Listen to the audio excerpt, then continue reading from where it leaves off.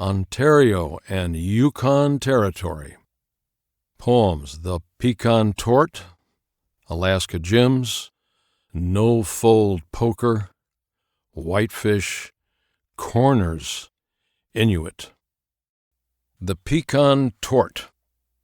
In our fishing trips to Canada, we met the owner of a fishing logging camp, Bob Lessard, who offered me a summer job working with some very rough men, trappers in the winter who became fishing guides or loggers in the summer. I was 14, the only kid in an environment of unwritten rules defined in the tone of male voices. Not through a spoken message, but in the tone of the voice, demanding a keen ear and fast feet. The Pecan Torte. The female cook made 2 pecan tortes for each man in the logging camp, only 2, and they were prized beyond any treasure.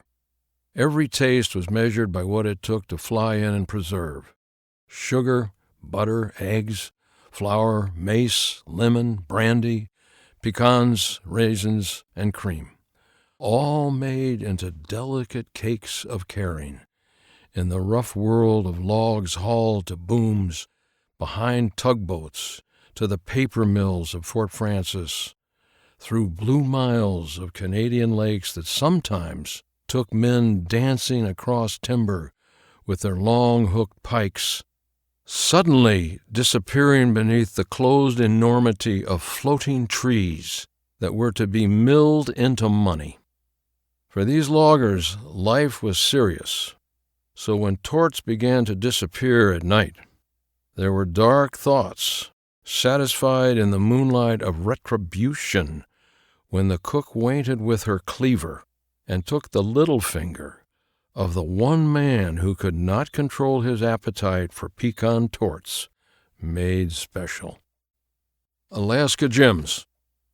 Before Alaska became a state in 1959, we traveled the Alcan Highway. Empty, shock-destroying miles of dirt, gravel, stunted pines, and ravenous, omnipresent mosquitoes, feasting on the fresh meat of sleepless, bug-slapping campers. Alaska Jims was a godsend. Alaska Jims. Alaska Jim was a mail carrier by dog sled long before planes ended his importance to lonely miners digging in the gold loneliness of crazed decisions made in drink and hope. When those men died along with their world, Jim bought Quonset huts left by the U.S. Army to house soldiers for the Japanese invasion that never came in the dark form envisioned, but molted instead into a sign: Alaska Jims. His neon calling truckers off the Alcan Highway of gravel and dirt to beer, hot shower, and bed.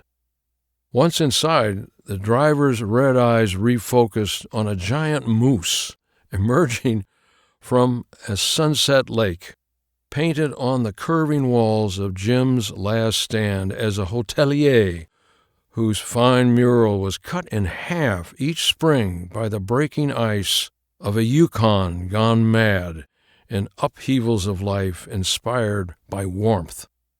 No one questioned the logic of this yearly ritual, pushing the hut back together with a tractor so that the moose and Jim could be whole. No Fold Poker. In the Friday night poker games at Lessard's, I was a child witnessing some very serious, not-for-children drinking and card playing, where even a hint of dishonesty or insult could result in a broken jaw. No Fold Poker. For Elton and Ojibwa, poker was serious business. Elton had never been in a bank. There was no savings account, no pension fund. Cash was his plan. On this particular night, he was holding about $2,000 and drinking his private bottle of Johnny Walker Black. Elton drank like he played cards, seriously, with no visible concern for the morning, when Johnny Walker would tear his brain open and drain its contents into red and black marbles incapable of sight. In the searing morning sun, the night would become a poisonous haze of voices speaking underwater, fists slamming on card table, chips and glasses hopping in unison, a chair flying across the room and crashing into a wall, splintering like the ruptured skull that contained the memory, but would lose it in the pain. Whitefish. This poem deals with the familial lessons from an Ojibwa family. Whitefish.